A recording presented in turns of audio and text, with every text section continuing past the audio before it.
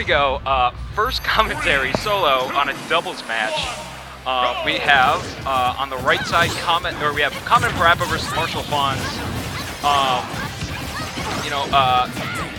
So far our top players. I don't know what round this is, but they seem to at least be doing fine in bracket. I've heard a lot of complaints about people not really understanding how play works, but a lot of your basic neutrals should still be applicable in this game. I can see that Spencer is still going with Ness, as he has always been since Smash 4 days. Interesting pick, choosing Incineroar already so early in the meta. I figured that most people would be sticking to their bread and butter characters. And already, I think Marshall was talking earlier about this Lucina player. And she seems to be a little bit crafty so far, only taking 6.3 damage. Oh, I'm sorry, I didn't notice that her first stock was lost. I'm getting lost in everything right now. But yeah, it's really interesting to see how the doubles meta is going to work, because as we all know, you do take more damage when it's just 1v1s as opposed to when there's a group present.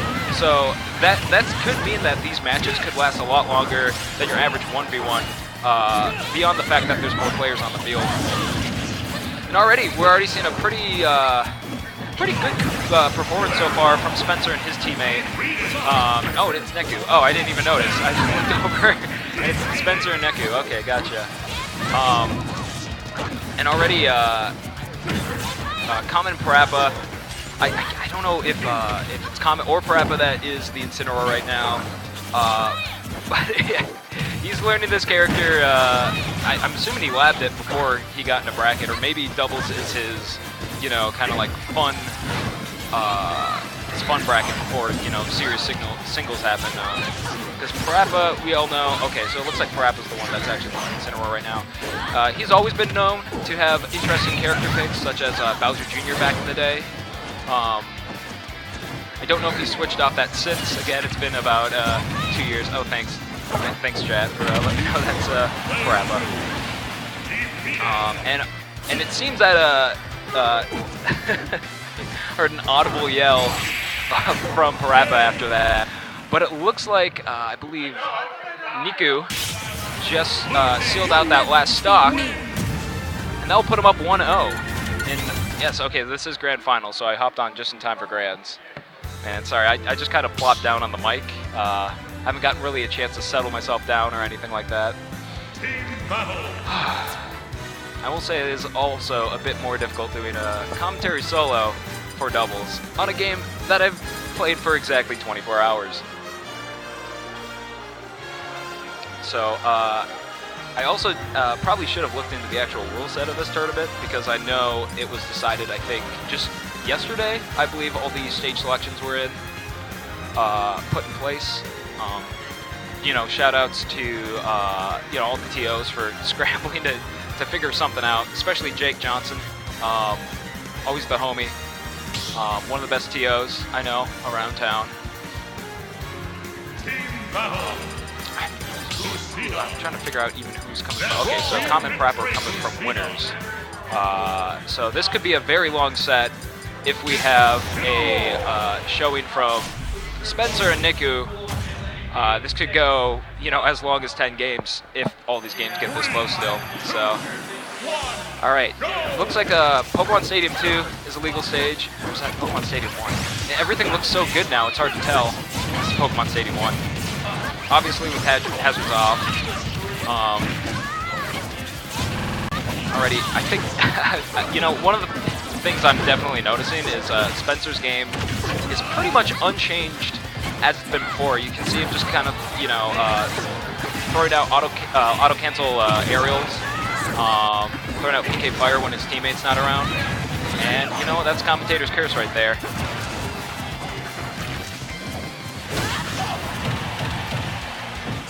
There's so many weird interactions and changes that have happened in this game that, I mean, I've said this multiple times, but it's definitely going to throw everyone off for a loop.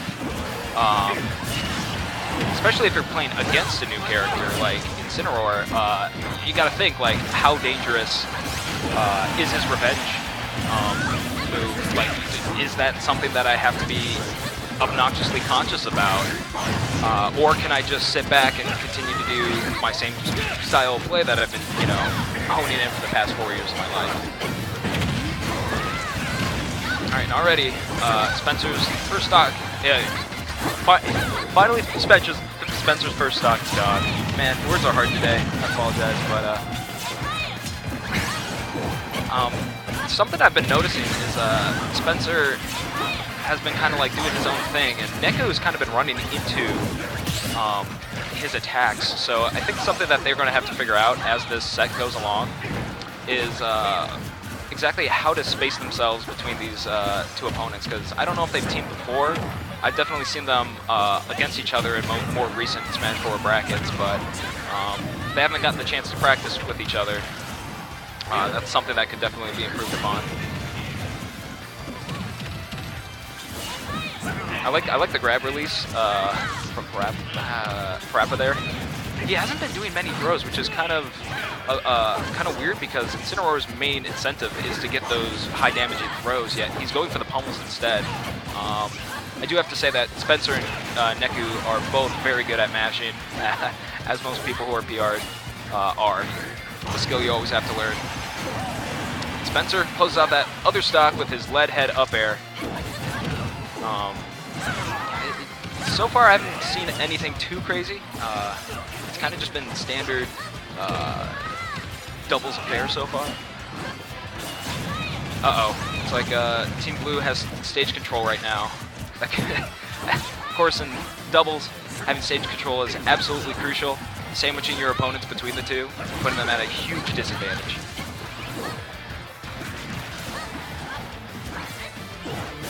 You know, Chrome, it's an interesting character so far. It seems like his recovery options are relatively limited if you can remove his second jump, as we saw right there, as his final stock was closed out. And once again, we're left in a position where Parappa must 2v1 both Spencer and Neku. It's very possible. Everyone is at one stock right now, and it looks like Neku's already gone. So we have a 1v1 between Parappa and Spencer. Spencer, more recently, I've noticed he plays very patiently. He will sit on that ledge if you let him. It looks like that's going to be his game plan right now. Try to just tack on just enough damage to be ready for a back throw is what you're going to be looking from him. I haven't even locked Incineroar yet, so I don't know exactly what kind of kill setups he's looking for, but I'm sure Parappa is pretty confident in his game with this character. Look how patient Spencer's being on the ledge right now. He's just doing dash forwards and back. He's not even doing a full dash. That's how non-committal he is in his movement right now.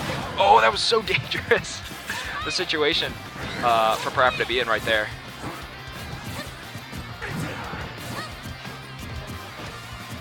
Goodness, look at these guys fishing for the kills, and from center stage, almost enough to close it out. But good DI from Parappa to continue to hang on to this last stock and keep this game alive. Right there, it's whoever gets that grab. You hear an audible roar from Parappa as he glitches out game 2. We're 1-1. Comet and Parappa looking just for 2 more to win their very first doubles tournament in Super Smash Bros. Ultimate. Tiger asking me if I'm going to play this game regularly. I'm planning on it, Tiger. I'll see you around. If there's a crew going up to that tournament in Green Bay, I'm very tempted to go to it. And I'll provide some commentary as well as be a relatively good player.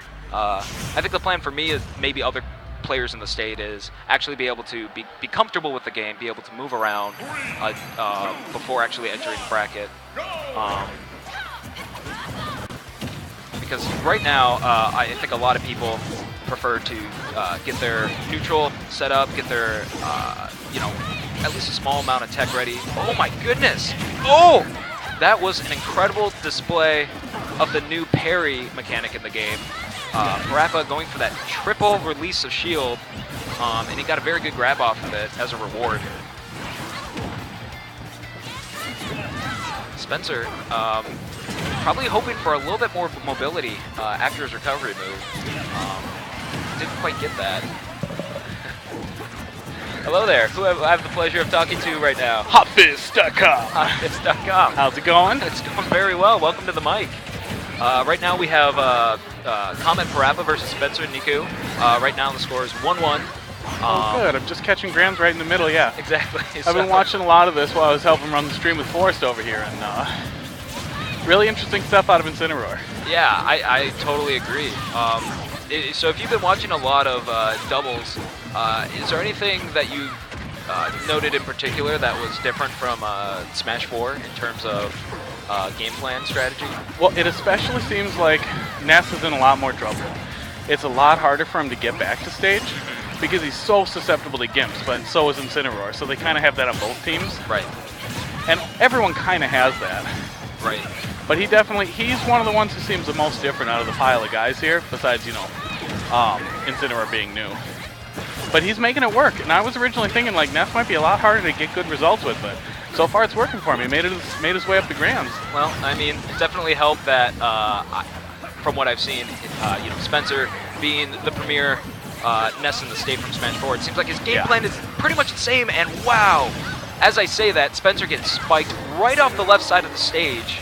Well, you know what's interesting is it looks like Spencer is... What is he using? Oh, for his control scheme, yeah, because he used to go... He used to be Wiimote Nunchuck, yeah. He used to be a Wiichuck warrior. And it is actually still possible with a Mayflash adapter, so I'm wondering if he's using that. I don't see it plugged in, so maybe he's just going GameCube. I see a cord. He has finally seen the light and has begrudgingly accepted the preferred method for controlling this game. It was time. Well, we are all single stock. Blue is in a much worse position though. Lucina's right and ready to go. Yeah, I mean, if Neku gets his stock stolen from him, by his own teammate! Oh, that hurts in Grams. I hate to see that happen. Well, I mean, Ness could do this, but it's going to be tough. I mean, Spencer's spacing, he's one of the more patient players, as I've been saying, in the state. Oh my and with that, he closes it out, that stock, with that back air. And he's got the multi-hits to really stuff out the Incineroar stuff here, so as long as he just doesn't get touched. Exactly. And this is the exact same situation we saw in Game 2. It was Parappa's Incineroar versus Spencer's Ness, and it pretty much came down to who got the grab on ledge. And right now, Spencer needs to probably find his way away from ledge, unless he's trying to plan and get him off stage. That was a very scary air dodge right there. Yes, it was, but nobody. Not yet. Almost, but not yet. You take a little less knockback in doubles, so. Exactly. Oh, that's going to do it, though. Ooh. Why? You know, why do you guys do that? I hate sometimes the LRA star. You can still do that in this game. I don't know why you use the menu, but sometimes people don't like seeing the victory screen. I think people get triggered by the new kill cam is what's pissing them off. You know, some people's jimmies do get rustled by that. The sheer flashiness of the dramatic kills, if you will. See, I love it so much. I just got handily wiped up in singles by Dirt Boy, but it's just so friggin' funny to see just like this explosion at the end. Dirt Boy's playing? Yeah, Dirt Boy's in Ultimate, and is he playing Squirtle? No, he's actually doing Young Link. Oh, really? Straight Young Link, yeah, because I stuffed him really bad with Inkling Game 1, and he stuck to Young Link, and it worked, so can't fault him. Well, Young Link is a monster. I mean, he's a character with a lot of mobility. He is. Insane mobility. Great projectiles, obviously. Well, the fire arrow is just like, it's the end of the world. Yeah. It's so strong. Okay, well, I have another game in singles, so. Well, jumping into... All right, well, it was nice talking with you. Hopefully I'll see you around. And I am back to solo guy on commentary as we head into Game 3. With Comet and Parappa up 2 games. This could be tournament game if Comet and Parappa can take this game from the you know, the skilled players of Spencer and Neku. So far, Spencer, that was actually a very impressive edge guard, sending Incineroar packing. Oh, it was a meaty back air, but at what cost? Oh, and he takes the whole crew down with him. that was one of the most insane, screw you guys, I'm going home recoveries I've seen in a while.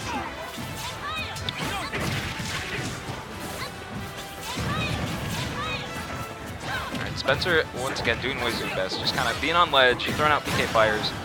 Right now, looks like yellow team's in a predicament. Seems like they both got back on stage unpunished. And they were also able to maintain stage control, so we'll see if they can capitalize off that. That's a really interesting thing. I noticed that, I said this before, but I think the grab releases are intentional from Parappa. It seems that he can get some interesting follow-ups that seem to be guaranteed off grab release. And I don't think I've seen that out of too many characters in Smash 4 at least. Uh-oh. Looks like yellow team's in predicament. Parappa gets shoved off stage. And we have a 3-stock deficit for Comet to try to take over here with this Chrom. Now, Chrom, you know, I've heard so many mixed things about this character. People were saying initially he's by far the worst Fire Emblem character. And people were saying, no, his recovery's fine. From what I've seen so far and how we saw game 4 end right there, it seems like you can definitely exploit his lack of air mobility. Spencer Neku will keep this bracket alive. So we head into game 5 of set 1, possibly out of set 2. Half of the marbles are all on the table for Spencer Neku if they can find a way to clutch this one out. Battle. Lucina from Mineral.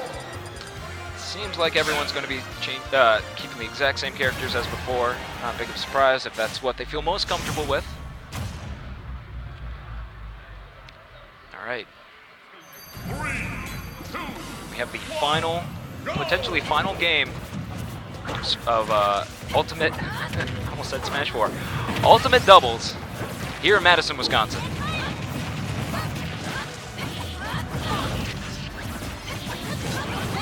Spencer trying to fish for another easy edge guard against Chrom. Not going to get it this time, though. Oh. Definitely noticed that Chrom recovering high in doubles is definitely a great bane. Or, sorry, not bane, but an asset, considering all of his downfalls, because you can have your teammate prevent a punish from happening as they're recovering. Right now we kind of have a separated 1v1 situation, which sometimes happens in doubles. Ooh, I really like the edge guard opportunity here. And he seals it out on the right side. Definitely noticed this game more than more than the others. Edge guarding has been everyone's main method of killing. Except for Chrom. I guess forward smash will do the job as well.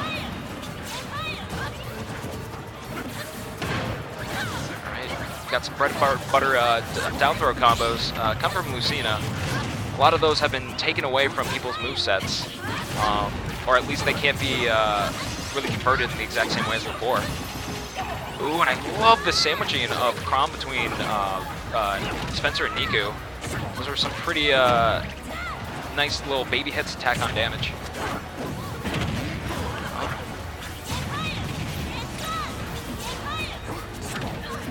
It's a nice stalling tactic, waiting for Spencer's teammate to get back from the recovery position. Oh no. Oh no, that's not, oh boy.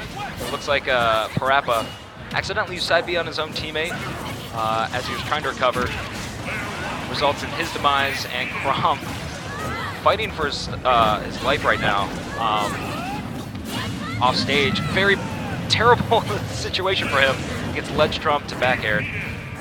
One stock for everyone except for Spencer, who is now depending on Neku to try to keep their tournament alive at the moment.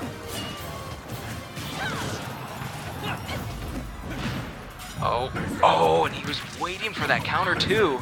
And there it is. They probably were practicing the most basic of forward throw, up smash combos. And with that, Parappa and Comet will take the first 2v2 tournament in Wisconsin here at Invincible. Congratulations to them. Don't know exactly how many teams were